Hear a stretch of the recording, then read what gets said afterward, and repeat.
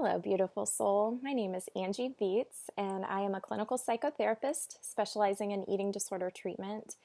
And I have been recovered for almost 14 years. And I'm also a writer for the Huffington Post, Psychology Today, and on my blog and several other platforms where you can check me out. Today, I want to talk about why I think scales suck. And I'm guessing that if you're watching this, you might also have a relationship with a scale. So I'm asking you today to consider breaking up with your scale. I know it might sound a little weird, but I think that the first step in truly working on your recovery is ditching your scale. Scales, no matter what number they have on them, they tend to either fuel our eating disorder, fuel our self-hatred, provide perhaps a temporary sense of reassurance, which of course that's fleeting, as you know, if you're weighing yourself 5 times a day. So my request of you is, if you're able to get rid of your scale, or if you're unable to do that, perhaps ask one of your family members or somebody that loves you if they will get rid of the scale for you. They can hide it for you or throw it away, which might be even better.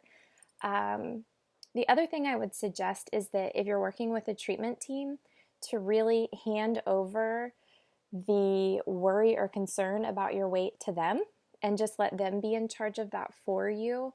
So with one of my clients, instead of giving her feedback on her specific weight, we give her feedback on which zone she's in. So for example, red is the danger zone, hospitalization. Yellow is you're doing okay, but we need you to kind of step it up a little bit. And then the green zone is awesome, you're in your weight range. And so giving her that feedback can provide her with a whole lot of information without ever knowing any numbers. So that's one way that we've continued to establish that trusting relationship without having to share numbers. And she's able to really have that reassurance again without weighing herself.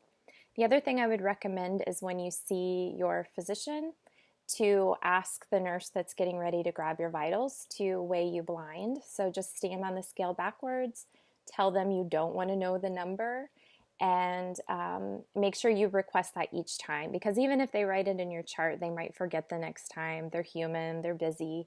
So just request it each time, and that gets you out of that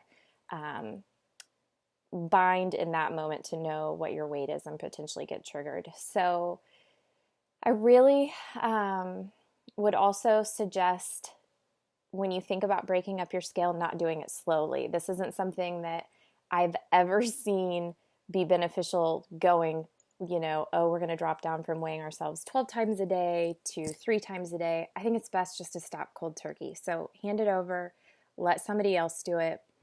I have had so many of my clients get rid of their scale, but then make these fabulous arguments in session as to why they should know their weight and how it's going to benefit them and perhaps even motivate them in their recovery.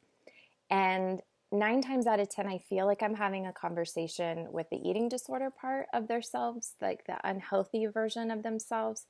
Because typically I think our healthy, wise self knows that it doesn't really matter what we weigh, and getting caught up in whatever that number is that digitally kind of pops up on a scale is kind of ridiculous. So let's invest in something else and create a new ritual during that time, where if you were weighing yourself every morning when you wake up, try to do something different. Maybe you go downstairs and make yourself a really nice cup of chamomile tea, or maybe you journal during that time instead, or do some stretching, or light a candle just in honor of yourself that you're making awesome progress and you're doing something that's good for you. So I hope that this serves you. You're definitely welcome to subscribe to this channel if you want future recovery tips. I'll be creating these for you weekly.